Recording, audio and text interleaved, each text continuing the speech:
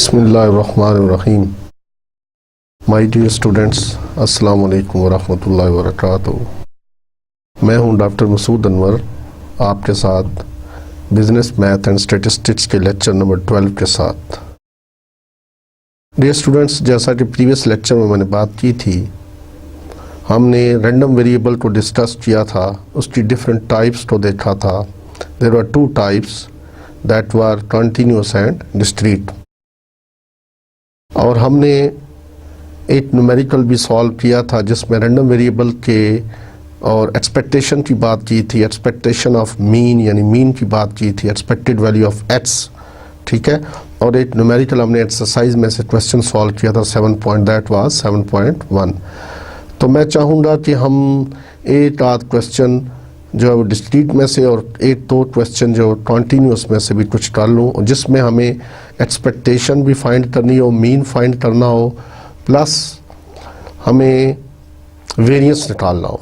तो last time भी आपने वेरिएंस या स्टैंडर्ड डेविएशन का फार्मूला पढ़ा था, उसमें देखा था आपने कि वेरिएंस हम कैसे फाइंड करते हैं और स्टैंडर्ड डेविएशन कैसे फाइंड करते हैं, ठीक है। तो आज हम एक्सरसाइज के क्वेश्चन नंबर 7.3 है या 4 मैं इसमें स्टार्ट करता हूँ। आप देखिए इसमें से पेज है जी 7.3 है क्वेश्चन नंबर और page 242।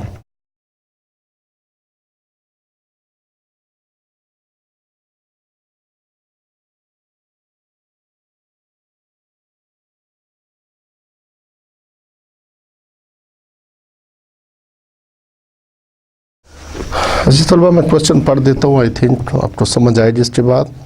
A box contains 12 items of which 3 are defective, it means 9 are good, ठीक है। तो जब भी इस तरह के बॉल्स के या बॉट्स के क्वेश्चन जब भी आए, जो बॉल्स की पोजीशन हो वो आप वाजे कर दें। सपोज आप देखिए इसके अंदर बॉट्स के अंदर टोटल जो कितने हैं वो 12 आइटम्स हैं, तो इनमें 3 डिफेक्टिव्स हैं। तो 3 डिफेक्टिव्स, D for डिफेक्टिव्स, and it means 9 good, total 12। और इसके ऊपर टोटल में डालो, ठीक है। इससे ज़रा पोजीशन वाज़े हो जाती है कि क्या पोजीशन है बॉट्स की या बॉट्स की। A sample of 3 item is selected at random from this bots, ठीक है। तो अब आप देखिए कि जब सैंपल 3 का सिलेक्ट हुआ तो सैंपल स्पेस फ़ौरन बना लें, दैट इज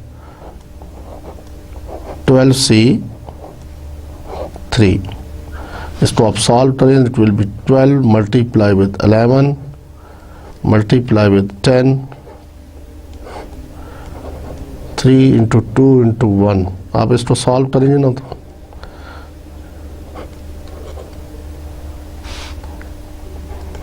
तो 220। तो ये केसेस बनते हैं जी 220। 7.3 में 220 केसेस आर देयर। अच्छा, ये तो हमें पता चल गया कि 3 अदर बॉल्स या उसमें से वो ड्रॉ हुए हैं आइटम्स, तो कैसे ड्रॉ हो सकते हैं। There are 220 ways of drawing these items. अब उसने क्या पूछा है, a sample of 3 was selected at random from this box. If X represents the number of defective items of the 3 selected items, तो X क्या है, चीज़ को शो कर रहा है, X is the number of defectives को शो कर रहा है, number of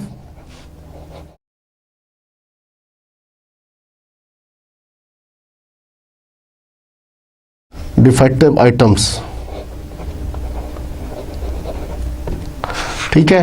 अब आप देखिए कि जब डिफेक्टिव 3 ड्रॉ कर रहे हैं तो डिफेक्टिव कैसे हो सकते हैं। It can B 0 defective, 1 R2 R3, ठीक है। तो it can be, there are 4 possible values, 0 1 2 and 3। 0 defective भी हो सकता है, 1 डिफेक्टिव भी हो सकता है, 2 भी हो सकता है, और 3 के 3 डिफेक्टिव हो सकते हैं। तो वेरिएबल उसने कहा था डिफाइन किया। वेरिएबल आपको ऑलरेडी आपको आइडिया है कि अगर हम किसी रैंडम एक्सपेरिमेंट जो है उसकी जो पॉसिबिलिटीज़ है उनको तो न्यूमेरिकल वैल्यू असाइन कर दें तो वो हमारा क्या कहलाता है, रैंडम वेरिएबल। तो यहाँ पर रैंडम वेरिएबल उसने एट्स खुद ही क्वेश्चन में बता दिया, एट्स इज अ रैंडम वेरिएबल और which shows the number of डिफेक्टिव्स। तो 0, 1, 2 एंड 3 इसको शो कर रहा है वो। ठीक है, क्लियर हो गया रैंडम वेरिएबल। अब आगे चले क्या पूछता है वो, describe the random variable X completely, हमने कर दिया, and obtain its expectation. It means हमसे वो क्या रहा है, क्वेश्चन ये है कि फाइंड एक्सपेक्टेशन ऑफ एट्स।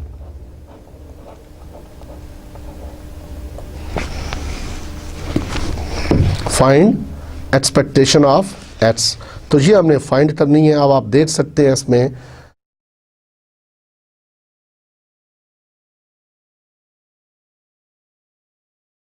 कि सबसे पहले एक्सपेक्टेशन ऑफ एट्स का फार्मूला क्या है जी, summation, this is equal to summation एट्स into F of X, या पी ऑफ एट्स भी बाज लिख देते हैं बुट्स वाले, तो ठीक है, सो right, एट्स into F of X.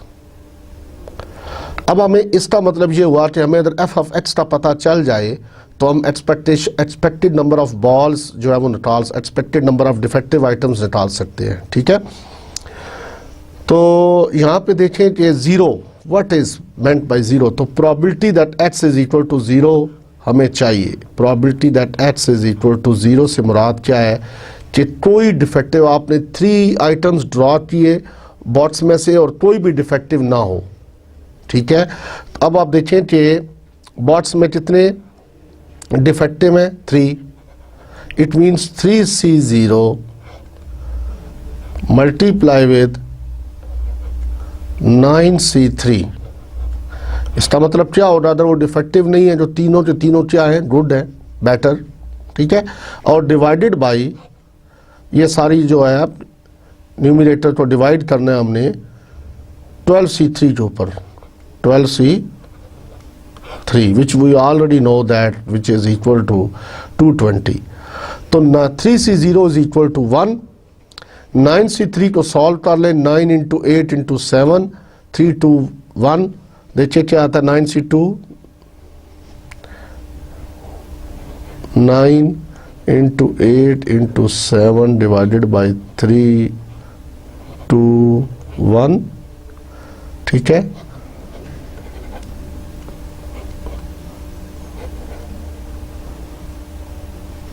तो 84 केसेस बनते हैं ये, इट मीन्स 84 ओवर 220। तो ये आ गई probability that x is equal to 0। इससे मुराद क्या है कि कोई डिफेक्टिव ना हो, इसकी प्रोबेबिलिटी हमने निकाल ली। अब हमें चाहिए probability that x is equal to 1, कि एक डिफेक्टिव हो। ठीक है, probability that x is equal to 1, it means 3C1 और दूसरा क्या है, टोटल 9, तो 9C2 और डिवाइडेड बाई 12C3। ये स्टूडेंट्स एक चीज़ आप यहाँ पे नोट कीजिएगा कि जितने आइटम्स या जितनी बॉल्स जो भी ड्रा किए इसका टोटल चेक कर लीजिएगा। यहाँ देखिएगा 1 + 2 इज इक्वल टू 3, तो डिवाइज़र में देखिए जितनी आपने आइटम्स ड्रा किए उसके ऊपर भी पूरे हैं, ये ना ऊपर आपने लिखा हो 3C1 और 9C1। ठीक है, तो यहाँ से इसका मतलब है हम सिर्फ 2 ड्रॉ कर रहे हैं टोटल, तो टोटल हमने 3 ड्रॉ किए हैं। ठीक है, 3 आइटम्स ड्रॉ किए हैं विदाउट रिप्लेसमेंट। तो अब 12C3 है, नीचे 3 आ रहा है, तो ऊपर भी जो है ये देखें आप 1 + 2 इज इक्वल टू 3। जहाँ भी देखेंगे इसका टोटल साथ साथ चेक करते रहिएगा। इसको आप सॉल्व कर लें तो ये क्या वैल्यू आ रही है, दिस वैल्यू बिकम्स, तो 9C2 3C1 is equal to 3 और 9C2 इज इक्वल टू 36।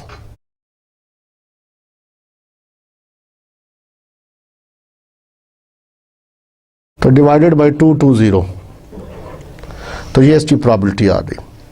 ठीक है, इसी तरह आप देखें probability that x is equal to 2 and it will be 3C2 into 9C1, यानी 2 डिफेक्टिव हो। ठीक है, तो 3 में से 2 निकालें आप, तो 9C1 8 गुड हो, divided by whole divided by 12C3, और इसमें आज 3C2 is equal to 3, 3 into 9 27 divided by 220। इसी तरह आप निकाल सकते हैं probability that x is equal to 3 and this is equal to 3c3।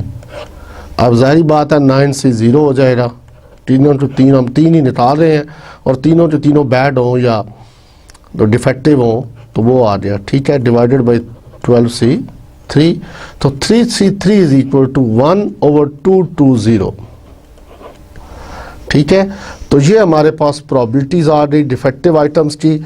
और now we can use these probabilities for solving that particular problem. और उसमें आप देख सकते हैं कि क्या होगा, ठीक है। तो अब आपके पास एक कॉलम हम बनाएंगे x के साथ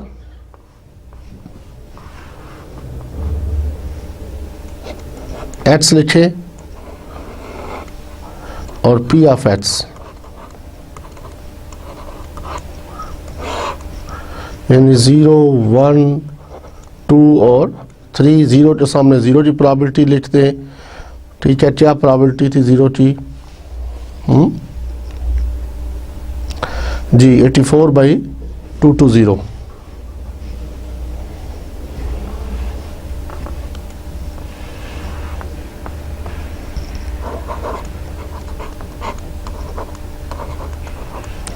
वन के सामने उसकी प्रोबेबिलिटी लिख ले,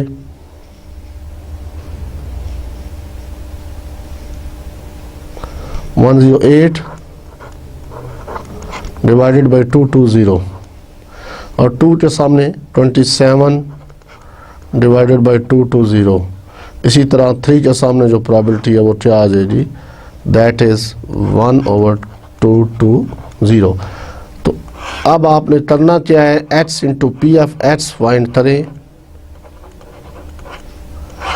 तो एक कॉलम है जिसमें इसको मल्टीप्लाई करें तो पहली वैल्यू 0 आएगी, दूसरी 108/220, तीसरी वैल्यू क्या आ रही है 54/220 और लास्ट आ रही है 3/220। तो इसको आप ऐड करें तो एक्सपेक्टेशन ऑफ x की वैल्यू क्या आ जाएगी, this is equal to summation x into P of x। तो 108 प्लस 54 प्लस 3, ठीक है, डिवाइडेड बाई 220। तो क्या वैल्यू आ रही है इसकी,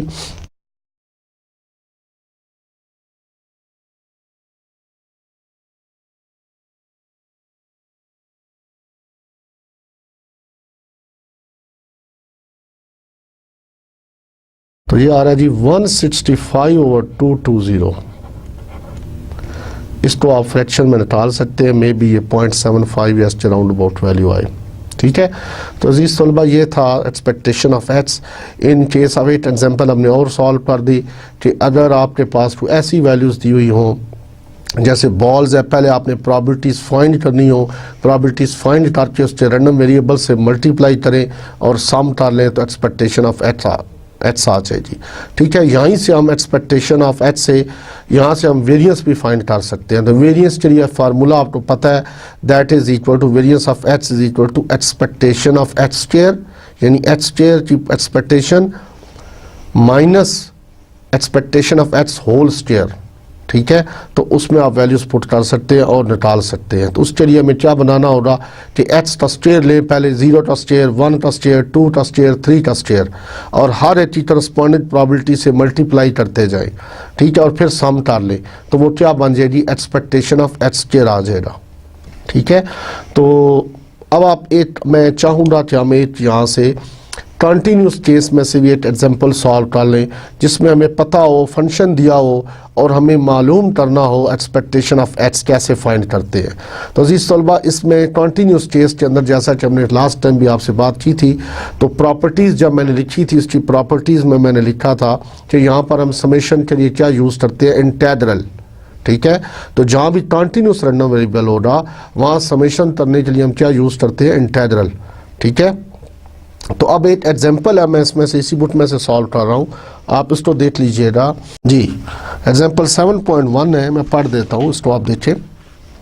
कहता है ए doctor recommends a patient to take a particular diet for 2 weeks and there is equal chance, यानी probability क्या है, बराबर है, for the patient to lose weight between 2 to 4 kg। ठीक है, what is the average amount the patient is expected to lose on this diet। ठीक है जी। अब एक डॉक्टर साहब हैं, वो एक पेशेंट को एक डाइट दे रहे हैं, ठीक है, और उसका इस्तेमाल करना है फॉर 2 वीक्स, और उसका प्रोबेबिलिटी कहता है बराबर है, there is a 50% chance, 50-50 chance है, ठीक है, कि पेशेंट जो है वो 2 से 4 किलो तक वज़न लूज करेगा। ठीक है, what is the total amount, what is the average amount the patient is expected to lose on this diet. तो एवरेज जब कहते हैं, एवरेज मीन एक्सपेक्टेशन निकाल रहा है, ठीक है, एक्सपेक्टेशन मान रहा है, ही वांट्स कि हम एक्सपेक्टेशन निकालें।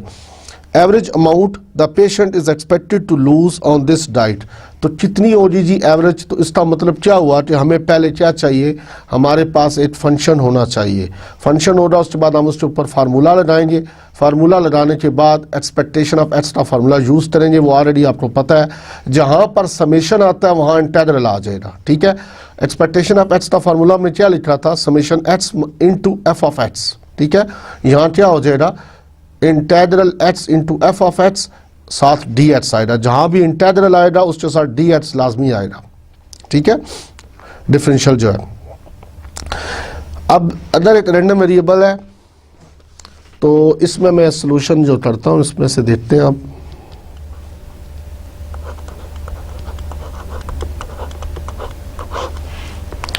तो हमें गिवन दैट में क्या है, वी नो दैट, क्या ले कि एफ एक्स की वैल्यू दी हुई है, दैट इज 1/2, जबकि रैंडम वेरिएबल की वैल्यू क्या उसने कहा है, किसके दरमियान 2 से लेकर 4 हफ्ते तक, तो देयर इज एंड 0 अदरवाइज। इससे मुराद ये होती है कि इससे हटकर ये फंक्शन कोई भी वैल्यू, इस रेंज से हटकर कोई भी वैल्यू लेंगे तो वो क्या देगा, 0 वैल्यू देगा। ठीक है, अब ये कैसे बना, 1/2 क्यों आया, because he has given us कि probability there is equal chance, equal chance mean कि 50-50 चांस। ठीक है, तो 1/2 आ गई, और क्या उस रेंज हमें कैसे पता चली, 2 से लेकर 4 हफ्तों तक। ठीक है, to lose weight between 2 kg to 4 kg, इतना वजन जो है वो लूज कर सकता है। ठीक है, और उसका चांस क्या है, 1/2, 50-50 चांस है। तो यहाँ से हमने ये इक्वेशन बना ली। अब हमें फाइंड क्या करना है, हमें मालूम करना है एक्सपेक्टेशन ऑफ एक्स। तो this is equal to summation x into F of x और साथ स्टेट डी एक्स। और ये जनरल केस है तो यहाँ हम लिख देते हैं -∞ टू +∞।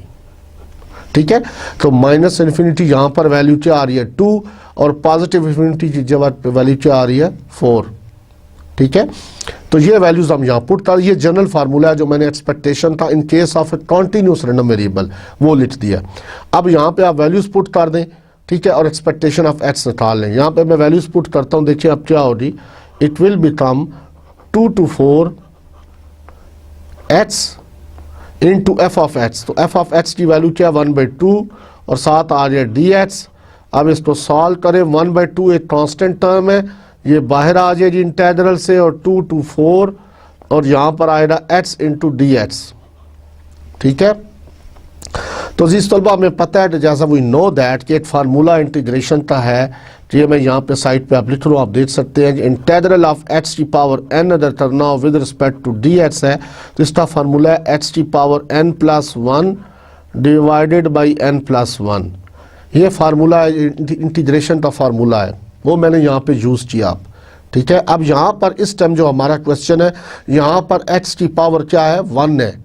जब किसी चीज़ की पावर ना दी हो, इट मीन्स हम एज्यूम करते हैं कि पावर क्या है, 1 है। तो यहाँ पर x की पावर 1 है, इट मीन्स अब आप इसको सॉल्व करेंगे तो it will be equal to 1/2, और ये सॉल्व होगा, x की पावर 1 है तो 1 + 1 2 डिवाइडेड बाई 2, यानी यहाँ n की जगह मैंने 1 पुट कर दिया और साथ इसकी लिमिट आ जाएंगी, साथ इसकी लिमिट आएगी 2 to 4। अब आप इसको सॉल्व करें तो 1/2 है तो 1/4 हो गया, बाहर आ गया, 2 2s are 4 और यहाँ पर आप वैल्यू पुट कर दें x का स्क्वायर, यानी पहले 4 लिमिट अपर लिमिट पुट करते हैं, माइनस लगाकर लोअर लिमिट पुट कर देते हैं। ठीक है, अपर लिमिट क्या थी 4 और लोअर लिमिट क्या थी 2 और x की जगह पुट करते हैं। ठीक है ना, तो हमने x की जगह पुट किया तो ये आ गया 1/4 और this is equal to solve होने के बाद यानी 16 माइनस 4 12 डिवाइडेड बाई 4 तो this is equal to 3 kg। तो ये इसका आंसर आ गया, यानी ऑन एवरेज जो है उसने वज़न जो है 2 से 4 हफ्तों के दरमियान कितना लूज़ किया उस डाइट की वजह से 3 kg। तो जब भी एवरेज फाइंड करने से मुराद क्या है, एक्सपेक्टेशन की बात कर रहा है। ठीक है, एक्सपेक्टेशन और एवरेज मैंने जैसे शुरू में भी आपको बताया था, इट इज सेम थिंग। तो ये एग्जांपल थी जो कंटीन्यूअस केस में थी। अब आप कंटीन्यूअस केस में और भी इस तरह के क्वेश्चन सॉल्व कर सकते हैं। एक्सरसाइज में कोई ऐसा क्वेश्चन नहीं है, तो इस वक्त मैं अगर वहाँ से भी तो चाहूँ तो सॉल्व करूँ, लेकिन अगर कोई आपके पास फंक्शन इस तरह का आता भी है तो आपको इंटीग्रेशन का ये जो फार्मूला मैंने लिखा है राइट साइड पे आप देख रहे हैं, x की पावर n इसका इंटीग्रल लेना है। अगर यहाँ पे लिमिट्स आ जाती हैं सपोज a और b तो साथ लिमिट्स भी उसी तरह आ जाती हैं, पहले अपर लिमिट पुट करते हैं, माइनस लगा के लोअर लिमिट पुट करते हैं। ठीक है, आई थिंक आप ये कर लेंगे अब इसको। तो अब हम आगे बढ़ते हैं। क्वेश्चन नंबर है इस तरह 7.4 या 7.5 को मैं सॉल्व करता हूँ। क्वेश्चन एक्सरसाइज था 7.5। तो 7.5 देखिए क्या कह रहा है क्वेश्चन।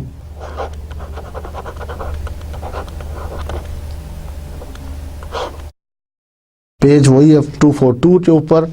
तो 7.5 अब जो गिवन है मैं इंफॉर्मेशन में पढ़ रहा हूं। कहता है the probability that there is at least one error in an amount statement prepared in an account statement prepared by A is 0.2, यानी 0.2 है। ठीक है, कि एक आदमी जो है वो अकाउंट स्टेटमेंट तैयार कर रहा है और उसके ए उसका नाम है और प्रोबेबिलिटी क्या है कि वो मिस्टेक करेगा। ठीक है, प्रोबेबिलिटी क्या है जी उसकी, there is at least one error in an amount is 0.2। और इसी तरह जो बी एक आदमी और है वो काम कर रहा है उसकी प्रोबेबिलिटी 0.25 है। उसी तरह सी जो है उसकी प्रोबेबिलिटी क्या है 0.4 है। तो ये जो प्रोबेबिलिटी ऑफ ए बी और सी गिवन है ये उसकी मिस्टेक करने की प्रोबेबिलिटी है कि वो अकाउंट स्टेटमेंट के अंदर कोई एरर देगा। इसका मतलब है कि वो करेक्ट स्टेटमेंट देगा तो हम फाइंड कर सकते हैं ना। ठीक है, कहाँ से 1 माइनस प्रोबेबिलिटी ऑफ ए करेंगे तो प्रोबेबिलिटी ऑफ ए कम्प्लीमेंट आ जाएगा। तो प्रोबेबिलिटी ऑफ ए कम्प्लीमेंट किस चीज़ को शो करता है, यस यहाँ पे अगर ए जो एरर को शो कर रहा है तो प्रोबेबिलिटी ऑफ ए कम्प्लीमेंट क्या करेगा, नो एरर, कोई एरर नहीं करता, उसकी प्रोबेबिलिटी हो जाएगी। अब आप देखिए नेक्स्ट पूछता क्या है वो आपसे। अब उन्होंने स्टेटमेंट्स तैयार की, A B C and C prepared 10, 16 and 20 statements. A ने 10 स्टेटमेंट्स तैयार की, बी ने 16 की और सी ने 20 स्टेटमेंट्स तैयार की। Find the expected number of correct statements. अब यहाँ पर उसने करेक्ट स्टेटमेंट्स की पूछ ली है, यानी एक्सपेक्टेड नंबर मीन एवरेज पूछ रही है, कितनी तैयार हुई। ठीक है, अब आप देखें तो यहाँ पर सबसे पहले आप ये लिखें कि आपको गिवन में क्या है, व्हाट इज गिवन दैट। तो प्रोबेबिलिटी ऑफ ए आपको पता है, वो you know that probability of A this is equal to 0.2, probability of B this is 0.25 and probability of C this is probably 0.4। ठीक है, तो ये उनकी मिस्टेक करने की प्रोबेबिलिटी है। हमसे वो करेक्ट स्टेटमेंट के बारे में पूछ रहा है तो हम इसीलिए हम इसके कॉम्प्लीमेंट निकालेंगे। Find the expected number of correct statements. तो इट मीन्स तो इनके करेक्ट आने की प्रॉबिलिटी क्या हो रही, probability of A complement, this will be 1 minus 0.2, तो यह आ जाएगी 0.8। इसी तरह प्रॉबिलिटी ऑफ बी कॉम्प्लीमेंट क्या आएगी, this is 0.75 and probability of C complement this is 0.6। ठीक है, अब हमें रैंडम वेरिएबल जो दिया हुआ एट्स, उसकी वैल्यूज क्या है, 10, 16 एंड 20।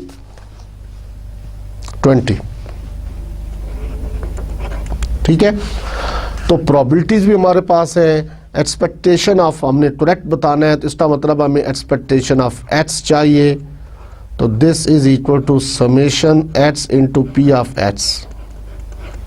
ठीक है, यानी ये आ जाए एच की वैल्यू जो 10 है, तो इसके साथ प्रोबेबिलिटी ऑफ ए आ जाएगी complement, this is 0.8 plus 16 multiply with 0.75 and plus 20 multiply with 0.6। ठीक है, इसको आप सम कर लें, तो सम होने के बाद ये वैल्यू जो आती है इट विल बिकम 32। ठीक है, इसका मतलब है कि जो टोटल उन्होंने स्टेटमेंट सही दी वो कितनी दी, क्या पूछा था उसने, expected number of correct statements is 32। ठीक है, तो आई थिंक ये आपको समझ आ गया। अब हमने डिस्क्रीट डिस्ट्रीब्यूशन काफ़ी डिस्कस कर लिया, कंटिन्यूस का भी ये केस कर लिया। तो अब हम नेक्स्ट जो बढ़ रहे हैं अजीज़ तलबा वो है सम थ्योरेटिकल डिस्क्रीट डिस्ट्रीब्यूशंस। ठीक है, इस टाइम वैसे तो जो लिटरेचर में अगर देखा जाए तो there are hundreds of discrete distributions, there are hundreds of discrete distributions available in the literature. लेकिन हमारे जो कोर्स में सिलेबस में हम उसको डिस्कस करेंगे। तो सबसे पहले जो डिस्क्रीट डिस्ट्रीब्यूशन हमारे कोर्स या सिलेबस में आ रही है that is binomial distribution, that is binomial distribution. ठीक है, तो ये डिस्क्रीट हेडिंग था।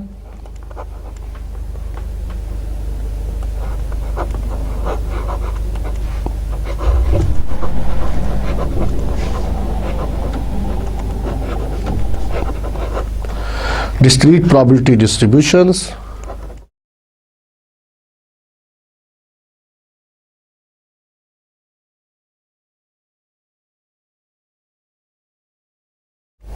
ठीक है। तो नंबर 1 जो हमने कोर्स में वो दैट इज बाइनोमियल डिस्ट्रीब्यूशन।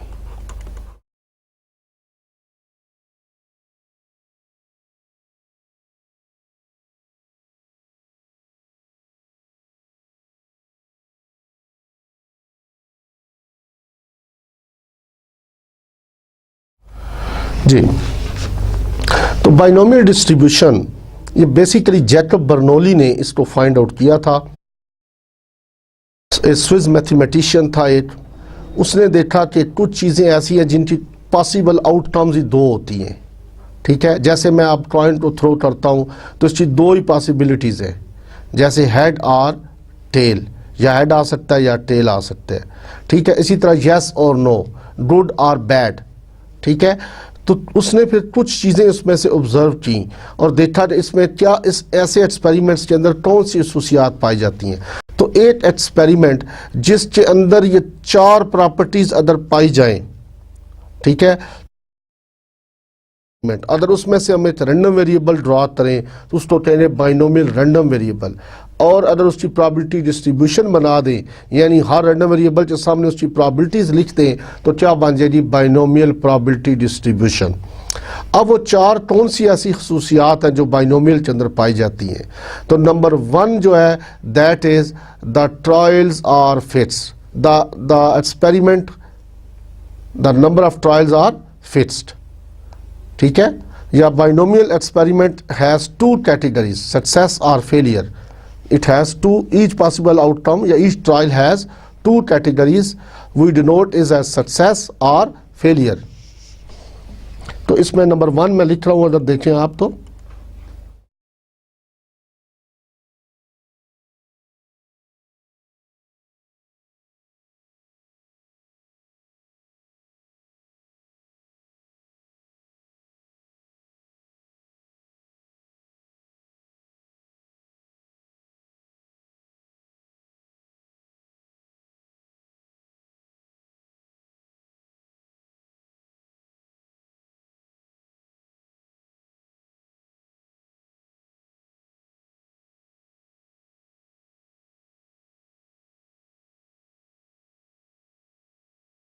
ठीक है।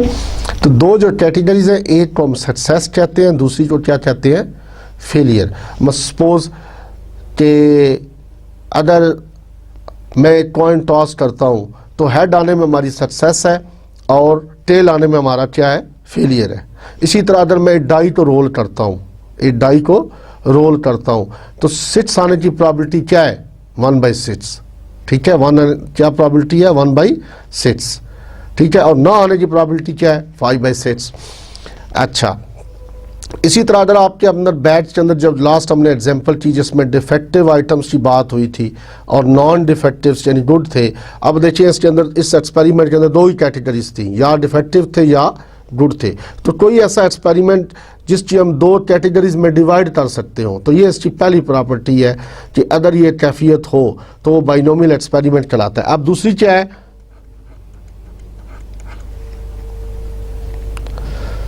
the successive trials are independent।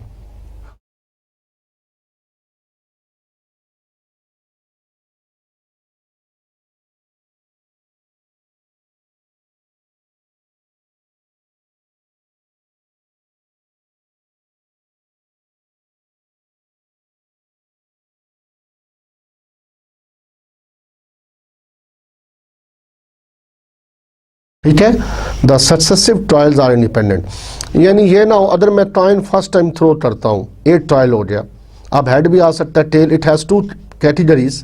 ठीक है, 2 पॉसिबिलिटीज कैटेगरीज। ठीक, अब ये ना हो कि दोबारा जब ट्रायल किया जाए तो फिर भी वही है, ये नहीं हो सकता कि पहली दफ़ा हेड है और दूसरा हम ले लें अब कुछ और आ जाएगा रिजल्ट। उसी तरह पॉसिबिलिटीज होंगी, या हेड आएगा या टेल आएगी। The successive trials are independent, यानी एक ट्रायल दूसरे ट्रायल से क्या हो, इंडिपेंडेंट हो। ये नहीं हो रहा कि अगर मैं हेड आया पहले तो अब दोबारा हेड ही आना चाहिए या टेल आनी चाहिए, तो कुछ भी हैपन हो सकता है। ठीक है, इट मीन तो ये प्रॉपर्टी होनी चाहिए, the successive trials are independent. और तीसरा है द प्रोबेबिलिटी ऑफ सक्सेस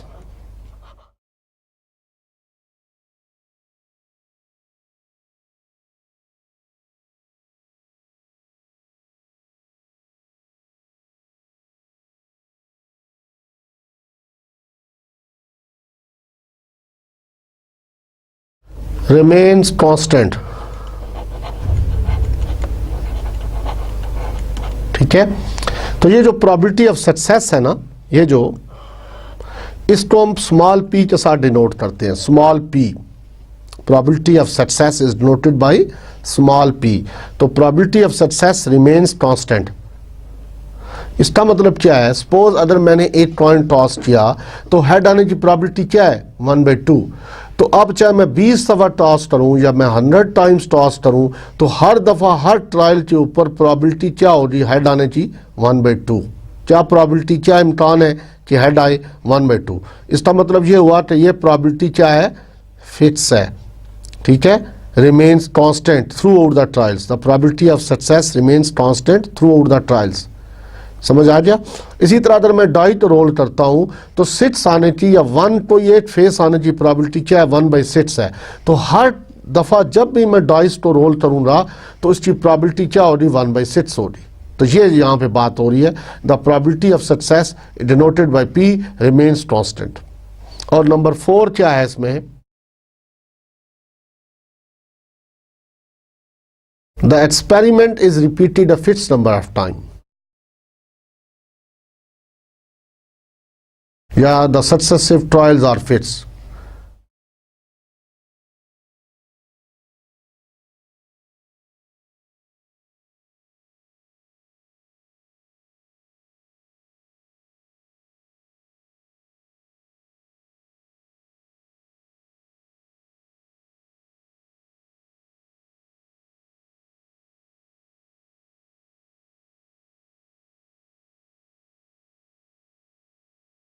ठीक है, तो दीज आर द 4 प्रॉपर्टीज जो जैकब बर्नौली ने इसमें देखा। इसमें अब कोई भी एक्सपेरिमेंट जिसके अंदर ये 4 प्रॉपर्टीज पाई जाएंगी, ठीक है, पहली कौन सी है कि जिसमें ट्रायल्स जो हों, ईच एक्सपेरिमेंट के जो हर उस it has 2 possible outcomes, 2 possible categories outcomes, ठीक है। पॉसिबल आउटकम्स क्या लें, इट हैज़ 2 पॉसिबल कैटेगरीज। कोई भी एक्सपेरिमेंट जिसकी 2 ही पॉसिबिलिटीज़ हो, 2 से ज़्यादा ना हो, ये ध्यान में रखिएगा। इसको हम एक को सक्सेस कहेंगे, दूसरी को फेलियर कह देते हैं, ठीक है। दूसरा क्या है कि एक ट्रायल के बाद the successive trial should be independent, the successive trial should be independent, और उसका एक ट्रायल अगर आपने किया दूसरा ट्रायल उससे इंडिपेंडेंट हो। और तीसरा क्या है, the probability of success remains constant, probability of success remains constant. और फोर्थ पर आता है that experiment is repeated a fixed number of times, या the successive trials are fixed, the trials are fixed. कोई भी बाइनोमियल का experiment तो हम कहेंगे जी मैंने एक कॉइन को 1000 दफ़ा थ्रो किया, आप 1000 जो है 1000, दिस इज फिक्स्ड वैल्यू। मैंने एक कॉइन को 10 टाइम्स थ्रो किया तो 10 इज अ फिक्स्ड n, इसको हम स्मॉल n के साथ शो करते हैं, ठीक है।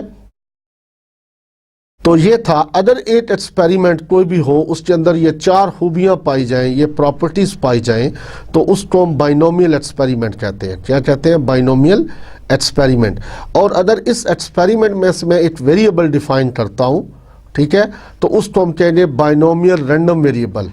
क्या कहेंगे, बाइनोमियल रैंडम वेरिएबल। और अगर इस रैंडम वेरिएबल की मैं प्रोबेबिलिटीज फाइंड कर लूं तो उसको हम कहते हैं बाइनोमियल प्रोबेबिलिटी डिस्ट्रीब्यूशन। क्या कहते हैं, बाइनोमियल प्रोबेबिलिटी डिस्ट्रीब्यूशन।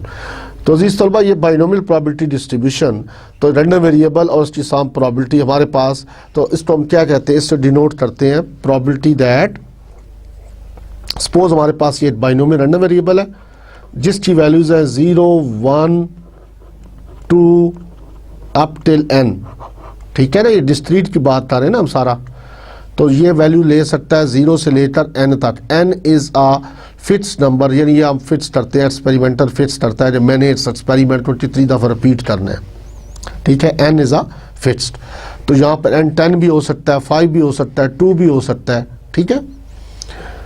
और तो इसकी प्रोबेबिलिटी फंक्शन क्या है, किससे हम प्रोबेबिलिटीज फाइंड करते हैं, probability that h is equal to h, this is NCH p power h and q power n minus h, where q is equal to 1 minus p, ठीक है। तो ये प्रोबेबिलिटी होने की प्रोबेबिलिटी, किसी सक्सेस की प्रोबेबिलिटी और उसके फेलियर की प्रोबेबिलिटी निकालनी हो तो कॉम्प्लीमेंट हो गया ना। जैसे हम कॉम्प्लीमेंट की प्रोबेबिलिटी निकालते थे वैसे ही यहाँ पर इसके फेलियर की प्रोबेबिलिटी। तो यहाँ पर p is the probability of success and q is the probability of failure, ठीक है। और यहाँ पर x मैंने ऑलरेडी लिख दिया, वेयर लिख लें यहाँ पर, small p is the probability of success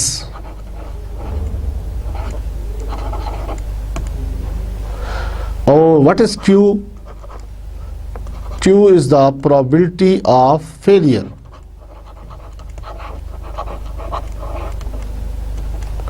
ठीक है। और n क्या है, नंबर ऑफ ट्रायल्स,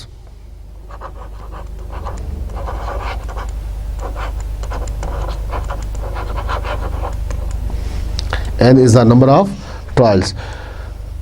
तो ये है जी प्रोबेबिलिटी उसका मास फंक्शन, इसको हम बोलते हैं probability mass function, probability mass function PMF से मैं डिनोट करता हूँ। क्या कहते हैं इसको, प्रोबेबिलिटी मास फंक्शन। तो डिस्क्रीट डिस्ट्रीब्यूशन में जो फंक्शन होता है उसको हम कहते हैं प्रोबेबिलिटी मास फंक्शन, और अगर कंटिन्यूस का हो तो उसको बोलते हैं probability density function PDF।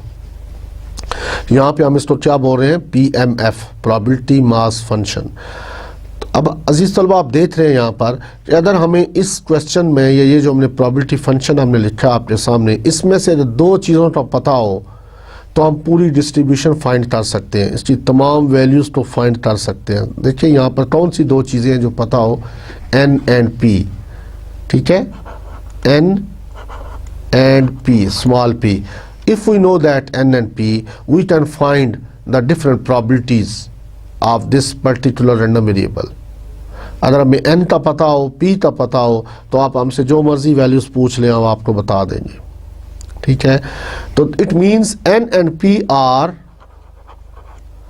The two parameters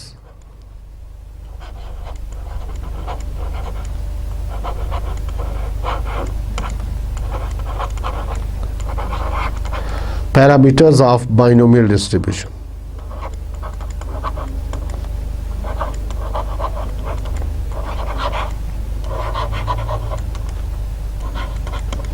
ठीक है जी, n and p are the two parameters of binomial distribution.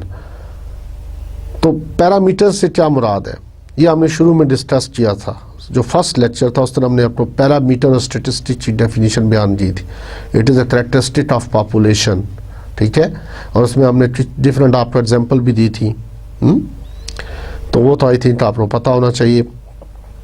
तो n और p दो पैरामीटर हैं. अब पैरामीटर अगर हमें पता हो तो हम सारी डिस्ट्रीब्यूशन जो है वो फाइंड कर सकते हैं.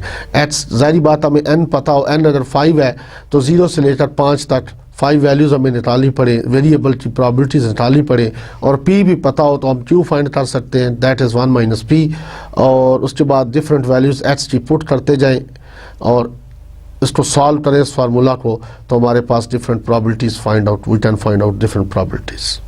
ठीक है, तो अब हमें एक क्वेश्चन सॉल्व करता हूँ एक्सरसाइज में से. आप देखिएगा जिसमें आपने क्या है, अब जब भी बाइनोमियल का क्वेश्चन आप सॉल्व करेंगे तो जो चीज़ आपने नोट करनी है वो n और p फाइंड करना है. सबसे पहले आपने कोशिश करना है कि इसका n क्या है और p क्या है. गिवन में क्वेश्चन के अंदर आपने क्या फाइंड करना है, what is n and what is small p. और यहाँ पे मैं एक चीज़ और भी बताता चलूँ इसकी प्रॉपर्टीज़ के साथ, कि मीन ऑफ बाइनोमियल डिस्ट्रीब्यूशन जो होता है, mean of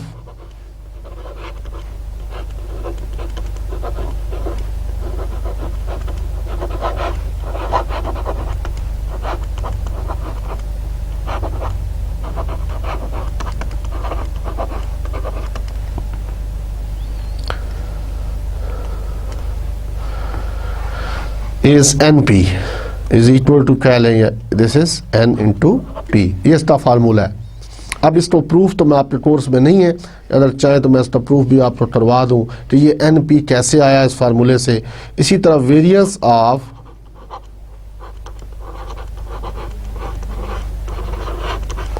binomial distribution is या इज इक्वल टू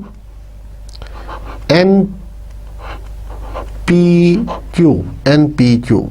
अगर इसकी स्टैंडर्ड डिवीजन लेना चाहें तो स्टैंडर्ड डिवीजन क्या आ जाएगी, अंडर रूट npq. ठीक है, तो ये इसमें आपको ये प्रॉपर्टीज़ हैं, इसी के साथ बाइनोमियल के साथ अटैच थी. मे भी आज न्यूमेरिकल्स आगे आए, हमें क्वेश्चन सॉल्व करना हो तो वहाँ पे हम इसको यूज़ करेंगे कि अगर हम बाइनोमियल का मीन पूछा हो तो हम सिंपली n और p को मल्टीप्लाई कर देंगे, वहाँ से हम फाइंड कर सकते हैं. इसी तरह बाइनोमियल का वेरिएंस पूछा हो तो n p और साथ q भी मल्टीप्लाई हो जाएगा, और अगर स्टैंडर्ड डिवीजन पूछी हो तो स्टैंडर्ड रूट ले लेंगे. ठीक है, तो अब आप एक्सरसाइज की तरफ अगर बढ़ें तो देखिए एक्सरसाइज में पहला क्वेश्चन क्या बोलता है. यस 7.12 है ये प्रॉब्लम, और देखिए इसमें क्या है, the normal rate of infection of a certain disease in animal is known to be 25%. ठीक है, क्वेश्चन है ये जी 7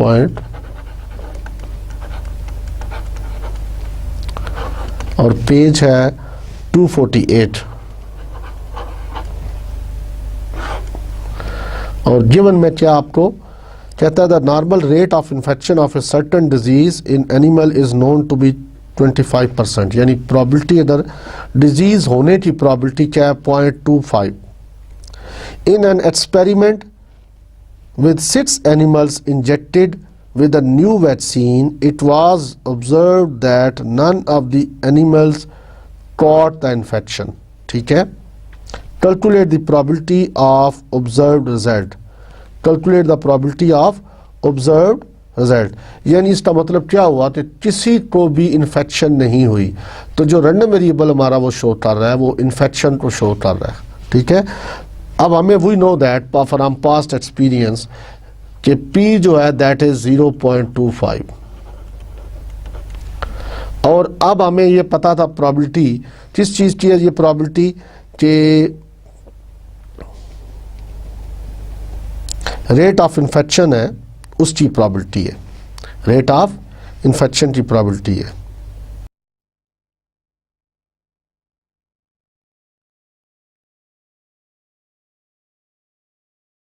तो व्हाट इज एन, अब हमने कितने एनिमल्स को वो दोबारा हमने इंजेक्ट किया, 6, तो एन जो है दैट इज 6। और यहां से हम पी अगर हमें मालूम हो तो क्यू हम निकाल सकते हैं, this is 1 minus P and it will be 0.75।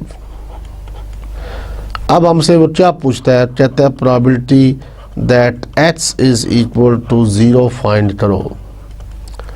ठीक है, प्रोबेबिलिटी दैट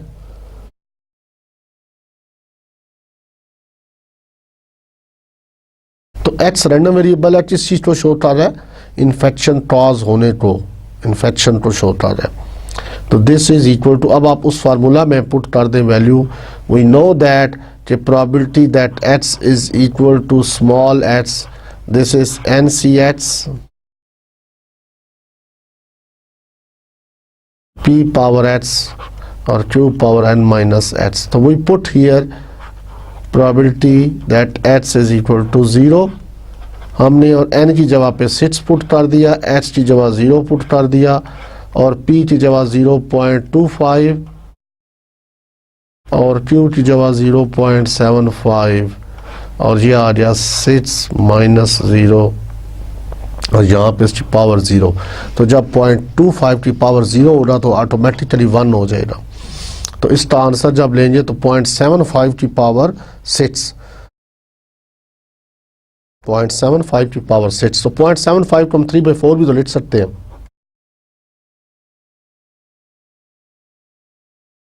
ठीक है, तो इस तरह भी रहने दें, अगर आप चाहें तो उसको फ्रैक्शन में डाल लें। ठीक है, यहां तक भी ये सही माना जाएगा।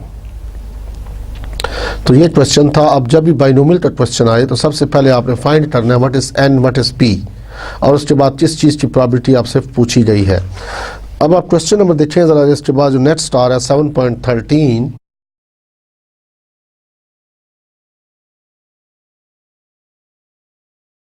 इसमें देखिए out of 320 families with 5 children each, what percentage would be expected to have 2 boys and 3 girls? Calculate the at least 1 boy, assume that equal probabilities for boys and girls. तो ये आपको पता है कि probability of boy और girl की probability है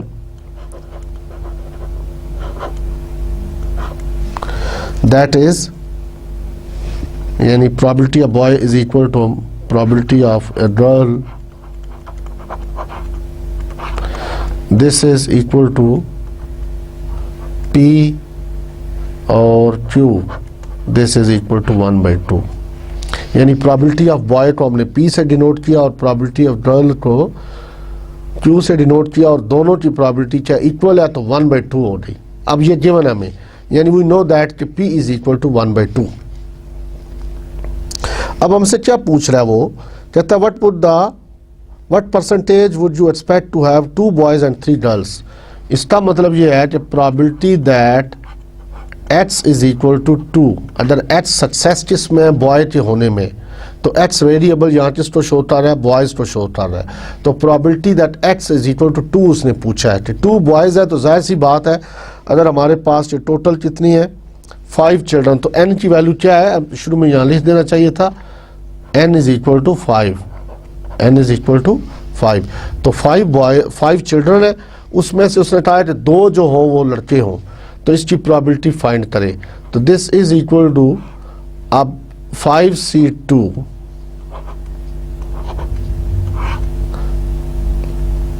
ठीक है, NCH आ गया और P पावर तो 1/2 इसकी पावर h, तो h क्या है यहाँ पर 2 है और Q भी 1/2 ही है, तो इसकी पावर क्या आ जाएगी 5 माइनस 2 यानी n माइनस h। तो ये सिंप्लीफाई होने के बाद एक्सक्यूज मी,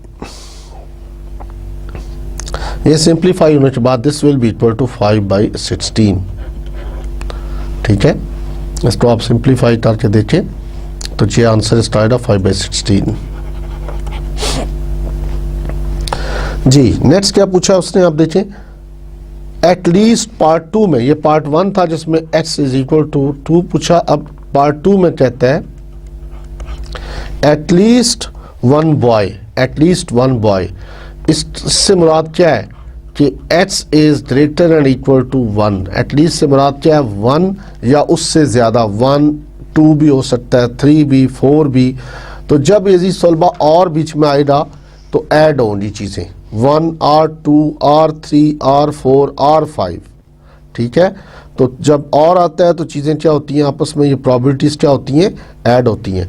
तो ये आप देखिए कि ग्रेटर दैन इक्वल टू 1 है, तो इसको हम इट मीन्स प्रॉबिलिटी इसमें से क्या पूछा उसने, x इज इक्वल टू 1 और x इज इक्वल टू 2 और x इज इक्वल टू 3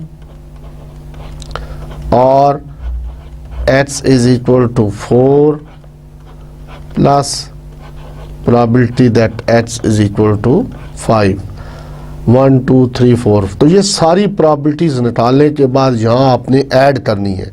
तो probability that x is equal to 1, तो जहाँ पर आपने ये प्रीवियस जो पार्ट उसमें किया हुआ 5c2, तो यहाँ 5c1 कर दें, 1/2 पावर 1, और ये सिंप्लीफाई होता है, ये पावर 5 ही आएगी हर दफ़ा, क्योंकि 1/2 दोनों में सेम आ रहा है, p is equal to q इस वजह से।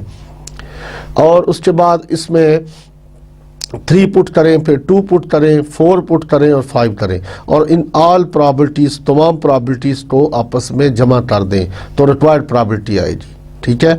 और दूसरा तरीका इसको ये भी है कि हमें पता है, वी नो दैट कि टोटल प्रॉबिलिटी क्या होती है, 1। तो एटलीस्ट 1 जब भी सॉल्व करना हो तो उसका आसान तरीका यही है कि 1 में से 0 की प्रॉबिलिटी निकाल दें, 1 में से 0 की प्रॉबिलिटी निकाल दें, ठीक है। We know that total probability 1 है, एटलीस्ट 1 से मुराद क्या, 1 और 2 और 3 और 4 और 5। तो 1 2 3 4 5 की चाहिए थी, तो 1 में से 0 की निकालेंगे तो रिमेनिंग बचेगी वही होगी, ठीक है। तो 1 में से आपने निकाल दें, तो 0 का निकालना आसान है, वो ऑलरेडी वी हैव फाउंड कि 1 माइनस 0, इससे मुराद क्या है 5c0 1/2 पावर 0, और q की वैल्यू क्या है 1/2 की पावर 5 माइनस 0। तो ये आ जाएगा 1 माइनस 1/2 की पावर 5, ठीक है। 1 माइनस 1/2 की पावर 5, तो ये 1/32 आएगा, तो ये रिजल्ट आएगा 31/32। तो ये इसका आंसर है, probability that x is greater and equal to 1, ठीक है। कि कम अज कम 8 बॉय हो, इसकी प्रॉबिलिटी फाइंड करो, ठीक है। तो ये आपने देख लिया इसमें।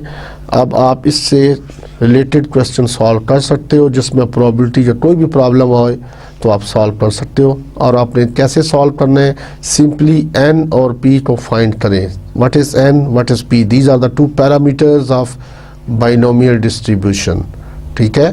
तो 2 पैरामीटर्स हैं, उनको फाइंड करें। अगर वो आपको पता हो तो आप you can find out any probability of binomial distribution. तो अजीज़ तलबा, आज के लेक्चर में हमने आपने देखा कि हमने आपको डिफरेंट टाइप्स के बारे में जो बात की, टाइप्स ऑफ रैंडम वेरिएबल की बात की, और टाइप्स ऑफ रैंडम वेरिएबल में आपने डिस्क्रीट रैंडम वेरिएबल की बात की, फिर कंटिन्यूस की बात की और उससे रिलेटेड न्यूमेरिकल को सॉल्व किया, डिस्क्रीट में से प्रॉब्लम्स को सॉल्व किया, उसके बाद कंटिन्यूस में से एक एग्जाम्पल को हमने सॉल्व किया, उसके बाद हमने बाइनोमियल प्रॉबिलिटी डिस्ट्रीब्यूशन को डिस्कस किया। These are the theoretical distributions, जैसे मैंने पहले भी बयान किया। There are a number of discrete distributions in literature, ठीक है, हंड्रेड्स ऑफ डिस्ट्रीब्यूशंस। तो हमने जो आपके कोर्स में वो बाइनोमियल डिस्ट्रीब्यूशन है, दैट इज पाइथन डिस्ट्रीब्यूशन है और हाइपरज्योमेट्रिक है। तो 3 और 4 डिस्ट्रीब्यूशन है जो आपके कोर्स में है, उसको हम 1 बाय 1 डिस्कस करेंगे।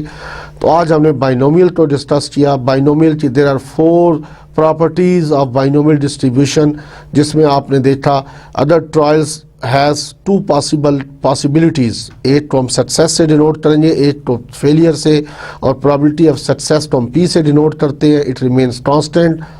उसके बाद the number of trials are fixed, हमें पता होता है बाइनोमियल तब है जब ट्रायल फिट्स होने और the number of trials are independent, एक ट्रायल दूसरे से क्या हो रहा, इंडिपेंडेंट हो रहा।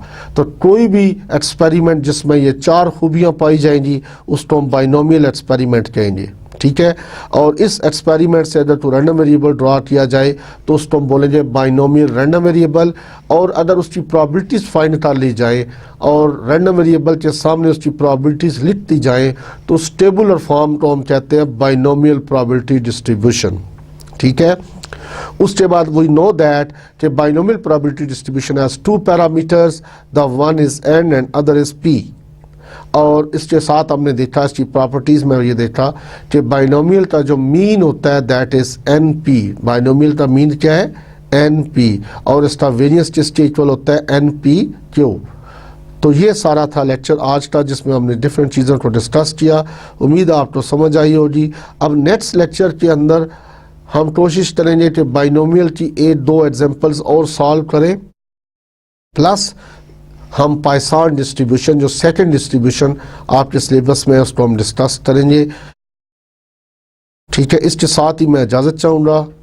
अल्लाह हाफिज़ एंड गुड लक।